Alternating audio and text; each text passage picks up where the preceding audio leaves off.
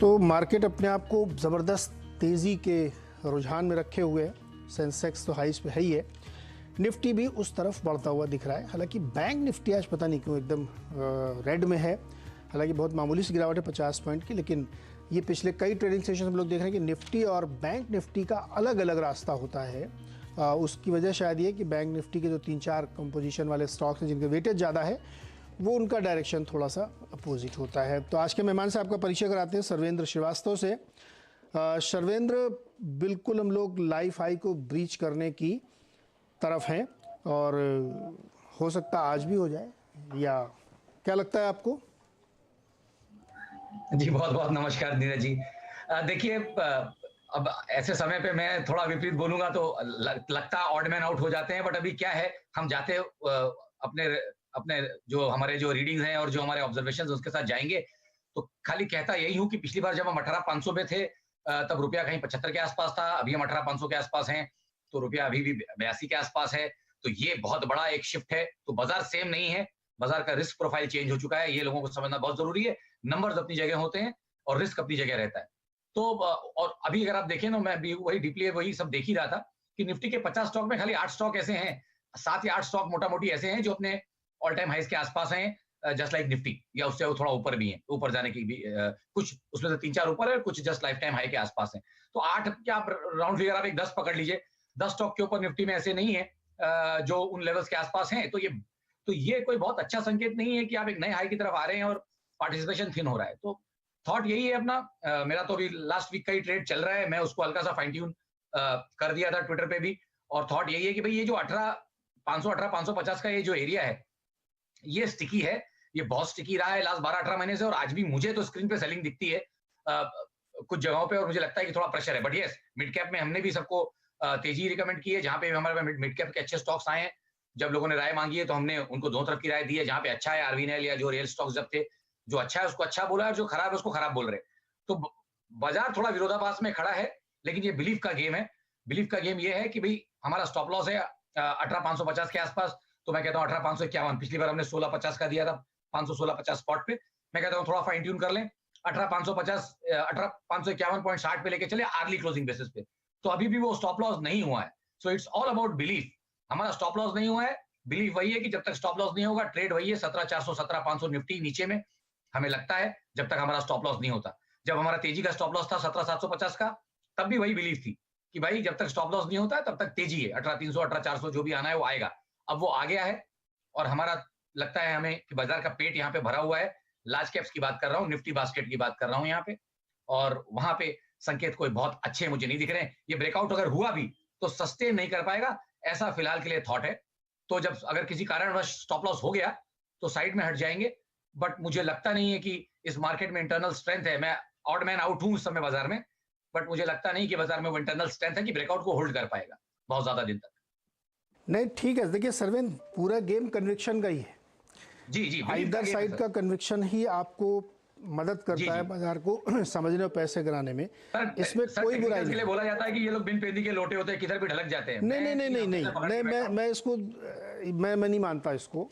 जी मैं एनालिस्ट, आप तो अच्छे लोगों में से हैं, कदरदानों में से हैं सर। नहीं, उसकी बात ही नहीं सर्वेंद्र, ये बिल्कुल फैक्ट की बात है कि आपका अगर कन्विक्शन नहीं किसी ट्रेड में, आप खाली हवा के झोंके की तरह इधर उधर हो रहे हैं, तो आप पैसे नहीं बना सकते हैं।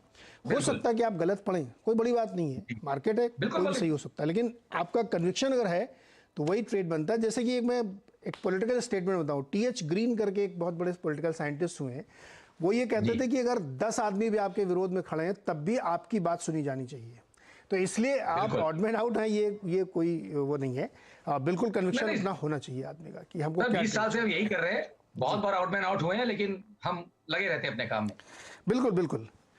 तो चलिए अगले दर्शक को जोड़ते हैं, उनसे पूछते हैं कि उनका क्या सवाल है। सुभाष चंद्र सोमानी जी हमारे साथ हैं अजमेर से। सुभाष जी बताइए, क्या मदद की जाए आपकी? सर, मैंने 2020 में 20,000 शेयर लिए हैं साउथ बैंक के, 9 रुपये 5 पैसे में। इनको होल्ड करें या बेचे, आप आके करें? सर आपने तो बहुत ही बढ़िया पैसा बनाया। देखिए ये, अच्छा ये बताइए कि जब बहुत बुरे दौर से साउथ इंडियन बैंक गुजर रहा था, तब आपने 20,000 शेयर क्यों खरीदे थे? कन्विक्शन था क्या? सुभाष जी, सुभाष जी अपना टीवी बंद करिए वरना बात करने में मजा नहीं आएगा, आप सुन नहीं पाएंगे हमें। सर एक यही था कि जब ऊपर में 20 रुपए बिका हुआ तो चांसेस थे।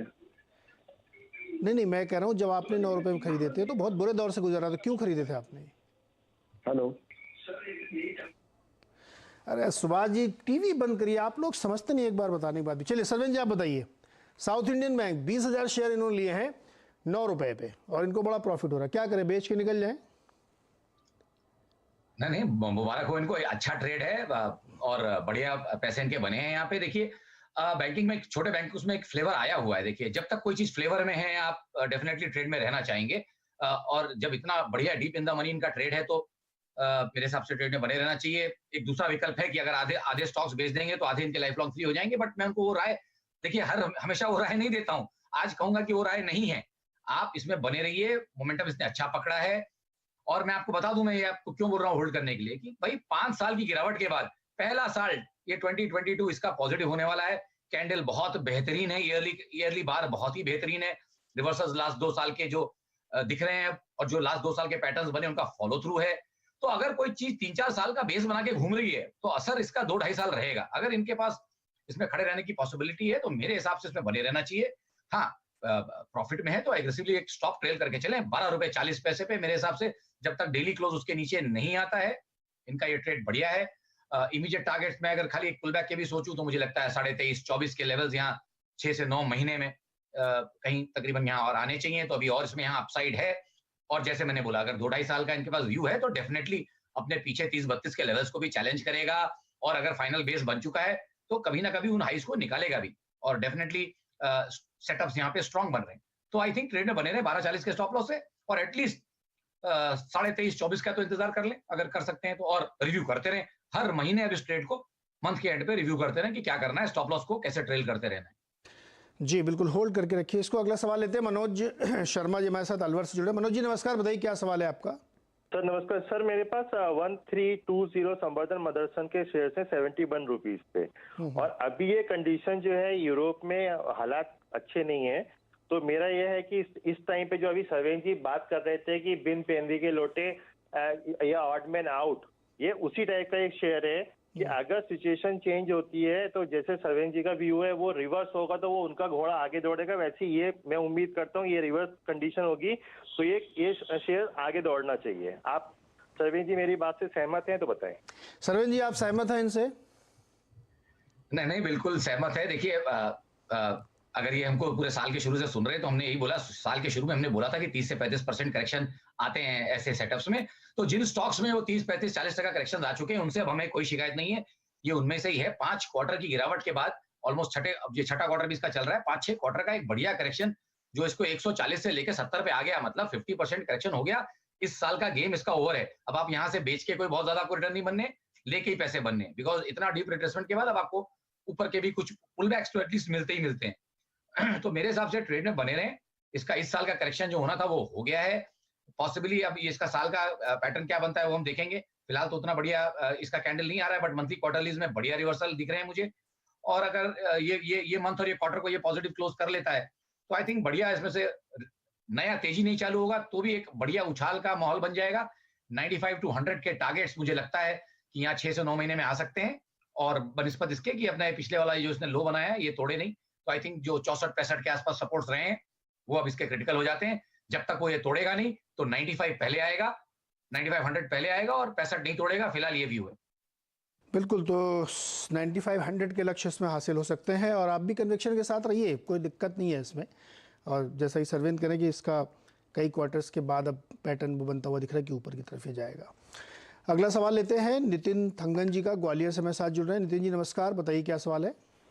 सर ये मेरे 2015 में मैंने रेणुका शुगर लिए थे 1000 शेयर 13.5 के भाव में, एवरेज शेयर है मेरे पास। तो इसमें सर प्रॉफिट बुक करूं या होल्ड करूं सर? 2013 में लिए थे आपने 13.5 रुपए? 2015 में। 2015 क्यों लिया था? उस समय तो शुगर में ऐसी कुछ दमदार खबर भी नहीं थी। हाँ दमदार खबर तो थी नहीं, लेकिन नीचे आया था शेयर, अच्छा सुना है शेयर अच्छा है और एकदम हिम्मत के साथ खड़े रहे इस पे। हाँ जी सर।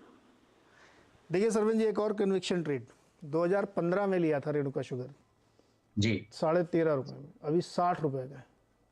भरोसा था कि ये पलटेगा और पलटा, और ऐसा पलटा कि 4 गुना हो गया। बिल्कुल, बहुत बहुत मुबारक इनको, 7 साल में 4 गुना पैसा कमा के बैठे हैं, तो बहुत बढ़िया रिटर्न है।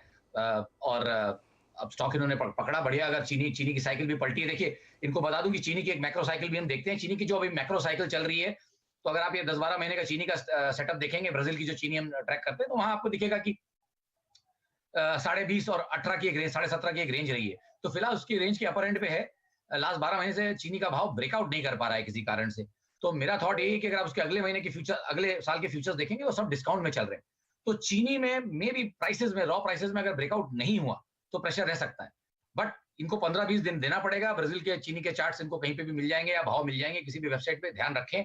अभी तकरीबन 19-19 के आसपास, 19 के आसपास बंद था आई थिंक लास्ट गए वीक का, और 20-20 का कहीं ब्रेकआउट इसमें पेंडिंग है। अगर वो हो गया नेक्स्ट 1 महीने में, तो आई थिंक ट्रेड में बने रहें।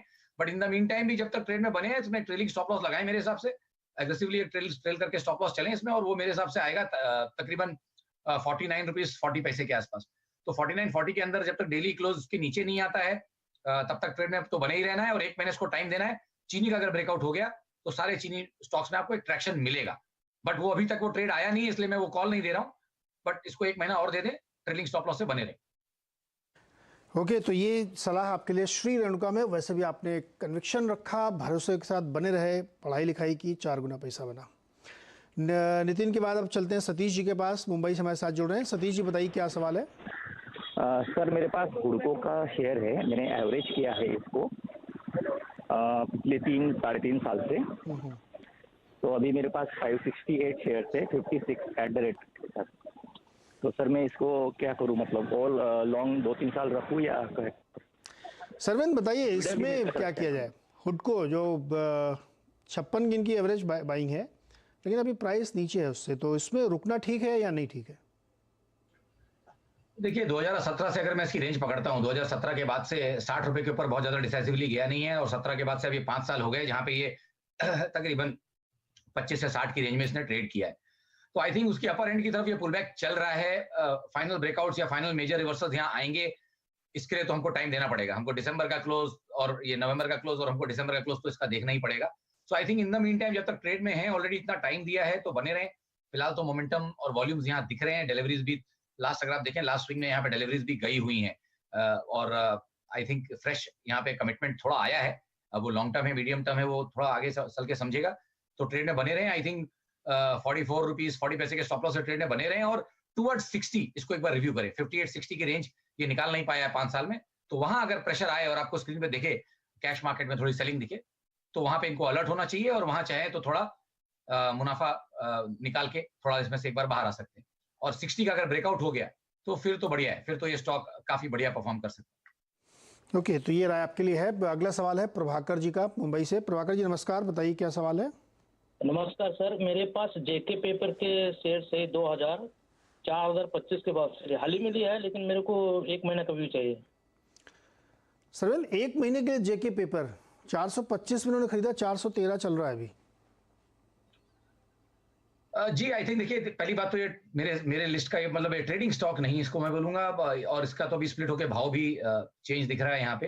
तो थॉट यही है कि फिलहाल बहुत क्लियर सेटअप्स नहीं है, बट ट्रेड में बने हुए हैं, तो मेरे हिसाब से सरवेन जेके पेपर, जी जेके पेपर ही देख रहा हूँ। इस 413 का भाव दिख रहा होगा। जी स्प्लिट हो गया ना ये, तो आई थिंक यहाँ पे नहीं सुनिए, इन्होंने अभी खरीदा है रिसेंट एकदम। जी 425 पे खरीदा इन्होंने कुछ 4000 का भाव बोला। नहीं 425 जी ओके, माफी चाहूंगा। तो देखिए यहाँ पे मेरा थॉट यही है कि बहुत क्लियर सेटअप्स नहीं है, बट ट्रेड एक रिस्क जोन में है, तो आई थिंक इसको बहुत टाइट स्टॉप लॉस से ही रखें, बहुत ज्यादा इसमें खड़े रहने की कोशिश ना करें। 404 रुपए 40 पैसे का इमीडिएट स्टॉप लॉस है, इनका टाइम फ्रेम भी छोटा मुझे दिख रहा है, तो मुझे लगता है 440 के स्टॉप लॉस इसमें बने रहें। ऊपर में इनको 430-440 के स्तर मिलते हैं, तो थोड़ा मुनाफा बांधना चाहिए। अगर इनका ट्रेडिंग बायस है तो 430 के आसपास मुनाफा बांधना चाहिए। 430 के आसपास मुनाफा बांधे, और 425 में खरीदा, तो देखिएगा इसको आप, फिर उसी हिसाब से अपनी ट्रेडिंग स्ट्रेटजी बनाइएगा। कुछ सवाल ट्विटर से लेते हैं। गुरजीत गुलाटी जी ने एक सवाल भेजा है। 100 शेयर्स इनके पास IRCTC के हैं, क्या करना चाहिए? स्प्लिट के बाद इनका भाव तो काफ़ी नीचे है, लेकिन अभी क्या करना चाहिए इनको? जी, देखिए आईआरसीटीसी तो हमारा इस साल का फेवरेट ही रहा है, जहां हमने पहले भी इसको साल के शुरू में डिस्कस किया। तो मेरे हिसाब से इसका भी multi quarter multi month correction यहाँ पे डेफिनेटली पूरा हो चुका है। और थॉट यही है कि भाई अब यहाँ पे टाइम के साथ खड़े रहना पड़ेगा, क्योंकि ये डिलीवरी ट्रेड है, इसको बहुत ज्यादा ट्रेडिंग का मैं फ्लेवर नहीं पकड़ता हूँ उसमें अभी फिलहाल, क्योंकि वॉल्यूम्स थोड़े ड्राई हो चुके हैं काउंटर में ऑलरेडी। जो पहले हुआ करते थे वैसे वॉल्यूम अभी नहीं है। तो थॉट यही है यहाँ पे कि भाई आप ट्रेड में फिलहाल है आपके पास, तो ट्रेड में बने रहें। और इसका जो वर्स्ट होना था इस साल का वो हो गया, मोटा मोटी 600 सवा 600 के आसपास जो गया था। और मुझे लगता है कि ऊपर में पुल बैक में आपको 1850 1870 के लेवल्स यहाँ पे नेक्स्ट 3 से 6 महीने में आते हुए दिखने चाहिए। ओके, एक सवाल लेते हैं कल्पना हरड़ का, जो चेन्नई से हमारे साथ जुड़ रही है। कल्पना जी बताइए क्या सवाल है? नमस्ते सर, मेरा सवाल है, मेरे को रुचि का पेपर लिया हुआ है मैंने, 4400 शेयर है 125 की रेट से। और एक है श्रेयांस इंडस्ट्री जो 800 शेयर है 120 की रेट से लिया हुआ है। तो क्या मुझे होल्ड करना चाहिए या फिर? मैं दूसरे वाले का नाम नहीं सुन पाया, दूसरा वाला कौन सा शेयर है? श्रेयांस इंडस्ट्री। अच्छा, सर्वेंद्र, रुचिरा पेपर्स देखिए 135.90 का भाव चल रहा है, इन्होंने 125 पे लिया है, क्या करना चाहिए इनको? देखिए यहाँ पे मेरा थॉट ये है कि अगर आप सेटअप्स अभी इमीडिएट देखेंगे तो बढ़िया एक शॉर्ट टर्म अप ट्रेंड में है, ओवरऑल सपोर्ट्स में है और चल रहा है। ट्रेंड क्लियरली यहाँ पे ऊपर दिख रहा है। बात यही है कि फाइनली 150 के ऊपर अच्छा एक राउंड फिगर के ऊपर ब्रेकआउट करेगा तो और आपको यहाँ मोमेंटम आता हुआ दिखेगा। तो मेरे हिसाब से ट्रेड में बने रहें। अगर इनका टाइम फ्रेम मैं नहीं समझ पाया, बट मैं इसको 1 से 3 महीने के लिए मान के अपनी तरफ से चल रहा हूँ, क्योंकि उसी तरह के सेटअप्स यहाँ दिख रहे हैं। तो नेक्स्ट 1 से 3 महीने के मुझे लगता है कि यहाँ पे 155 तक के टारगेट्स आपको यहाँ पे मिल सकते हैं। तो आई थिंक यहाँ से डेफिनेटली यहाँ से एक 10-12-15% की अपसाइड यहाँ दिख रही है। ट्रेड में बने रहें और 128.40 का यहाँ पे एक स्टॉप लॉस जरूर लगा के रखें क्लोजिंग बेसिस पे। ओके, अच्छा एक ट्विटर पर सवाल है, ग्रीन पैनल का चार्ट निकालिए सर। ग्रीन पैनल 509 रुपये पे इन्होंने खरीदा है, 2 साल के लिए स्टॉप लॉस टारगेट चाहिए इनको, 355 अभी चल रहा है। जी, देखिए यहाँ पे तो थॉट यही है कि है 3-4 साल का डेटा है, तो पहला कैंडल इसका आपको दिखेगा। ये साल मोटा मोटी वैसा लग रहा है, जब अगर रिकवर नहीं कर पाया तो ये साल इसका एक रेड बार, एक नेगेटिव ईयर बनेगा। करेक्शंस मेरे हिसाब से, जैसे मैंने बोला, क्वार्टरली में आप देखिए तो थर्ड क्वार्टर ऑफ करेक्शन चल रहा है। I think by December Jain यहाँ पे मोमेंटम अभी नीचे का, इसलिए मुझे लग रहा है कि थोड़ा नीचे में अभी जगह बाकी है। सो आई थिंक एक बार यहाँ पे आपको 310-320 के लेवल्स टेस्ट होते हुए दिख सकते हैं। Majority of the correction is over. और अगर इनका 2 साल का दायरा है और होराइजन है तो आई थिंक बने रहें। और कहीं 310-320 के आसपास अगर मिलता है तो एवरेज करने की कोशिश करें, जितनी भी क्वांटिटी करना चाहे। लेकिन जो नई क्वांटिटी मेरे कहने पे जितनी लेंगे उसमें स्टॉप लॉस जरूर रहेगा 288.40 का क्लोजिंग ओनली बेसिस पे। तो इनका एवरेज भी नीचे आ जाएगा और आई थिंक वहां से ये स्टॉक परफॉर्म भी अच्छा कर सकता है। ओके, एक सवाल और है, एफएल इंडिया, AFFLE, ये विवेक ने लिया है 1099 आपके प्राइस पे, 50 शेयर्स हैं जी। अभी चल रहा है 1226 जी। 2-4 साल भी रख सकते हैं क्या?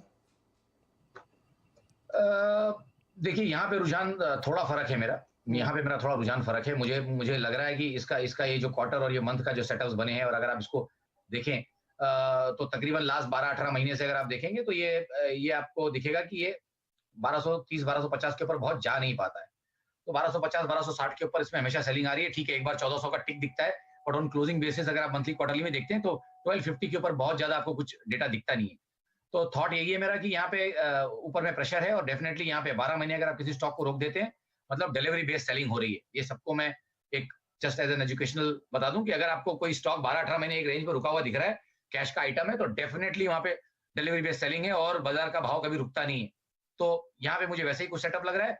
मेरा मानना तो यह है कि मुनाफा बुक करके यहाँ पे निकल जाए। 1350 के बहुत ज्यादा ऊपर जा नहीं पाएगा डेली चार्ट्स में भी, और जब तक क्वार्टरली के स्ट्रॉन्ग क्लोजेस नहीं देता है 1250-1300 के एरिया के ऊपर, तब तक नया मोमेंटम इसमें आएगा नहीं। तो जूस पूरा निकल चुका है, खड़े रहने में रिस्क ज्यादा है। मेरे हिसाब से मुनाफा बांध के निकल जाए, मुनाफा बांध के निकल लेना चाहिए एफएल इंडिया से। आजकल रेलवे स्टॉक्स बड़े ही फ्लेवर में हैं, बहुत तेज़ी दिखा रहे हैं। तो इसी से जुड़ा एक सवाल प्रसन्ना ने पूछा है। प्रसन्ना के पास RVNL के 500 शेयर हैं 22.50 के भाव वाले। और ये जानना चाहते हैं कि अगर मान लो 2 साल होल्ड करें तो टारगेट क्या होगा इसका? 80 रुपए पे चल रहा है अभी। जी नहीं, I think if I am not wrong, अभी लास्ट एक आध हफ्ते में भी किसी ने पूछा था थोड़े ऊपर के भाव से, तो भी हमने यही बोला था कि भाई ट्रेड में बने रहें, क्योंकि इन सारे स्टॉक्स में मोमेंटम है और सेटअप्स अच्छे हैं। तो अब देखिए ये आपको अपसाइड के भी सरप्राइजेस देते जा रहे हैं और बढ़िया चलते जा रहे हैं। तो थॉट यही है कि आई थिंक इनको ट्रेड में बने रहना चाहिए। फिलहाल अभी यहाँ पे क्या है, डेटा क्योंकि लास्ट 4-5 साल के कैंडल है तो अगला 2 साल का प्रोजेक्शन मुश्किल है, बट मैं 9 से 12 महीने की कोशिश करता हूँ। तो मुझे लगता है कि यहाँ पे आपको 105-110 के भी टारगेट्स यहाँ आते हुए दिख सकते हैं और दिखने भी चाहिए। बट वही है बनस्पत कि आप एक टाइट स्टॉप लॉस पीछे ट्रेल करके चलेंगे, और जब आप एक लॉन्ग टर्म डिलीवरी वाले होते हैं तो 20% हम मानते हैं कि स्टॉक गिर जाएगा हाई से, तो कहीं वीकनेस आ जाती है, तो आपको एक वही स्टॉप लॉस मोटा मोटी पकड़ के चलना पड़ेगा। मेरे हिसाब से 70 to 40 के क्लोजिंग ओनली स्टॉप लॉस से ट्रेड में बने रहें और टाइम दें इसको, और हर महीने इसको रिव्यू करें, क्योंकि मोमेंटम ट्रेड है, इसको हर 15 दिन महीने में आपको रिव्यू करना है। जहां पे भी मोमेंटम दिखे या कुछ आया तो थोड़ा मुनाफा ले लेने में भी कोई हर्जा नहीं। मेरा इसमें थोड़ा व्यू ये है आपसे सवाल के तौर पे कि जो स्टॉक 3 महीने में 150% और 1 महीने में 100% चल गया हो, कन्वेंशनल नॉलेज कहता है उसमें से कंप्लीट एग्जिट बनता है। Agree disagree? देखिए पार्शली एग्री पार्शली डिसएग्री करूंगा, मतलब लार्जली मुझे डिसएग्री लगता है इन द सेंस कि भाई कभी किसी चीज का अच्छा पकड़ बन गया है और अगर आप उसमें से एग्जिट मार गए और वो चीज चलती रही, जैसे कि अब आप रेलवे स्टॉक से संदर्भ में देख रहे हैं 30 वाली चीज 80 हो गई फटाफट, तो आई थिंक मेरा थॉट है अगर किसी चीज ने डिलीवरी बेस्ड मोमेंटम पकड़ा है, स्ट्रॉन्ग हैंड्स आए हैं, आपने उसको टाइम देना है तो फिर आपको उसको टाइम देना है। अगर आपने 12-18 महीने का ट्रेड पकड़ा है तो आपको उतना पेशेंस रखना पड़ेगा। लोग ट्रेड के आधे रास्ते में पेशेंस छोड़ देते हैं। अगर आपको कोई 18 महीने का लेग लग रहा है तो आप 18 महीने उसको टाइम देंगे। हाँ, इन द मीन टाइम अपना रिस्क मैनेज करेंगे, जैसे मैंने बोला आप ट्रेलिंग स्टॉप लॉस से 20% बाजार के पीछे कहीं लगे रहेंगे, और अगर अच्छा स्टॉक होता है और अगर मोमेंटम में होता है तो कभी भी फिर आपको बहुत ज्यादा 20% नीचे आता हुआ दिखेगा नहीं, तो आपका स्टॉप लॉस क्लोजिंग बेसिस पे होगा नहीं, आप ऑटोमेटिकली ट्रेड में बने रहेंगे। तो उसी थॉट से मैंने ये चीज बोली है। तो जरूरी नहीं है कि अगर कोई चीज 3 महीने में चल गई तो आप उसको बेच ही दें, क्योंकि फिर आपसे एक बढ़िया ट्रेड भी मिस हो सकता है। तो मौका यही रहता है कि लगे हुए पैसे पे जितना आप प्रॉफिट के पैसे पे आप जो रिस्क ले सकें वो तो आपको लेना ही चाहिए। तो आप जब प्रॉफिट में है तो डेफिनेटली थोड़ा एक्स्ट्रा रिस्क लेके विद इन योर प्रॉफिट आप कहीं ट्रेलिंग स्टॉप लॉस लगा के खड़े रहें और बाजार को ये संकेत देने दें कि भाई सेलिंग आ गई है, तब एग्जिट करें, ऊपर करते रहें जी, और वो उसको लगा खड़े रहें। अगला सवाल है विपिन कुमार का। इन्होंने एक बड़ा रायल सीमा करके शेयर है, देखिए चार्ट पे है कि RAYLS में 1000 शेयर इन्होंने खरीदे हैं। सर मुझे तो ये स्टॉक नहीं मिल रहा है, आई एम सॉरी। हाँ, श्री रायल सीमा हाई स्ट्रेंथ, श्री रायल सीमा है, श्री रायल सीमा। हाँ, श्री रायल सीमा है क्या? कितने का है देखिए जरा। ये 580 रुपए का कुछ भाव मुझे यहाँ दिख रहा है। क्या करना चाहिए इनको? मैं देख लेता हूँ सर, नाम आपने भी सुना पहली बार और मैंने भी सुना पहली बार इसको। I think I am not able to, इसका चार्ट मैं पुल अप नहीं कर पा रहा हूँ किसी कारण से। रहने दीजिए, चार्ट नहीं मिल रहा तो छोड़ दीजिए। बहुत ही अननोन मिला चार्ट क्या?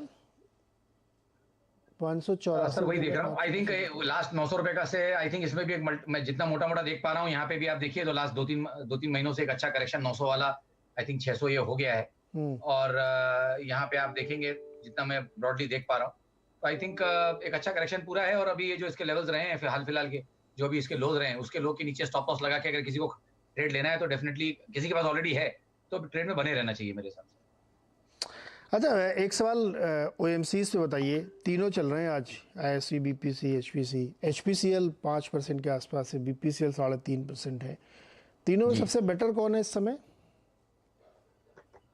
सर ये तो तीनों ऑलमोस्ट भाई हैं एक दूसरे के, बट देखिए हमने लास्ट टाइम भी जब OMCs डिस्कस की थी थॉट यही था कि अगर हम सेफ्टी में जाएं तो यही सारे सेफ्टी के स्टॉक्स हैं। ऐसे बाजारों में जब आप जाएं तो ये सब सेफ्टी के स्टॉक्स हैं और IOC से बढ़िया सेफ्टी आपको क्या मिलेगी? आई थिंक एक 13-14% की डिविडेंड डील भी है, if I am not wrong. अब तो कम हो गई रहेगी, भाव चल गया है, बट जब लास्ट देखी थी तो कुछ इसकी एक 13-14% की डिविडेंड डील भी दिख रही थी। आज भी 11% दिख रही है चलने के बाद। तो आई थिंक सेफ्टी के हिसाब से अब मैं जाऊं तो मैं बोलूंगा IOC बढ़िया लग रहा है। और ये सब स्टॉक्स रेगुलर कवरेज के हैं तो मैं आपको इसमें हमारे भी टाइम टू टाइम यहाँ पे इंटरेस्ट रहता है, तो ये जरूर एक डिस्क्लेमर ले लें किसी से, एक अपने एडवाइजर से और यहाँ पे राय लें। बट आई थिंक OMCs बढ़िया सेटअप से और सब के सब में बढ़िया रिवर्सल्स है, तो और 10 से 20% अपसाइड शॉर्ट टर्म में अगर आ जाए तो I will not be surprise.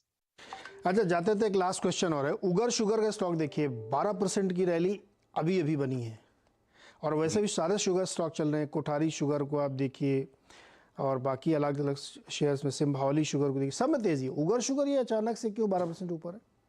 Chart पे क्या दिख रहा है? सर देखिए, शुगर की तो हमने बात की, सारे सेक्टर्स बढ़िया है और इन्होंने मल्टी ईयर लेवल्स अब ये निकाल रहे हैं। उगर शुगर को अगर आप देखिए तो 2010 के बाद से जो एनएसई में मुझे जहाँ जो डेटा दिख रहा है मेरा, वहाँ ये हाईएस्ट ब्लू स्काई टेरिटरी में आ चुका है आज। तो आई थिंक इन सब जगहों में जहाँ नए प्राइसेस, नए भाव बन जाते हैं तो आपको दिखेगा कि भाई बहुत बढ़िया, फिर कई बार वहां से ट्रैक्शन शुरू हो जाता है। तो I think let's keep it like first week, ये डे 1 या first week of this trade है और ये बढ़िया यहाँ से निकल रहा है, तो डेफिनेटली ये एक रडार में आ जाना चाहिए कि भाई अभी यहाँ से और क्या क्या कर सकता है। तो आई थिंक डेफिनेटली चीनी में, जैसे मैंने बोला, अगर 15-20 दिन रुके और चीनी के रॉ प्राइसेस में ही ब्रेकआउट हो गया किसी कारण से, तो आई थिंक उसके जो आफ्टर इफेक्ट रब ऑफ आएंगे वो बहुत बढ़िया चलेंगे। और चीनी एक कमोडिटी ऐसी है जो चली नहीं इस पूरे कमोडिटी बुल मार्केट में, सॉफ्ट कमोडिटीज में चीनी एक ऐसी चीज है जो उतना नहीं चली जितना बाकी सब पेयर सेट चला है। तो डेफिनेटली कहीं वो चांस कैचअप का हो सकता है और अगर वहां रॉ उसके प्राइसेस में ब्राजील में ब्रेकआउट आ गया तो आई थिंक उसका एक रब ऑफ आपको सारे के सारे सेक्टर में दिखेगा। तो I think let's give it time और ये मोमेंटम पॉजिटिव है पूरे सेक्टर का फिलहाल, तो आई थिंक ट्रेड में बने रहना चाहिए अगर किसी के पास है तो। ओके, ट्रेड में बने रहना चाहिए इसमें, शुगर में, और तमाम स्टॉक्स अच्छी रैली दिखा रहे हैं। सरवीन जी बहुत बहुत शुक्रिया आप जुड़ने के लिए हमारे साथ और दर्शकों की मदद करने के लिए। और आप जो भी ट्रेड ले रहे हैं उसमें अपने फाइनेंशियल एडवाइजर से भी राय जरूर लें। बहुत बहुत शुक्रिया हमारे साथ जुड़ने के लिए। बाजार में इस वक्त जो है लगभग वैसी स्थिति बनी हुई है, 40-42 पॉइंट की मजबूती निफ्टी में है और बैंक निफ्टी वही 40-42 पॉइंट नीचे, दोनों आज अपोजिट डायरेक्शन में चल रहे हैं। लेकिन सेंसेक्स ने बढ़िया रैली 62,470 के आसपास ट्रेड करता हुआ दिख रहा है। छोटा सा ब्रेक और ब्रेक के बाद खिलाड़ी नंबर 1।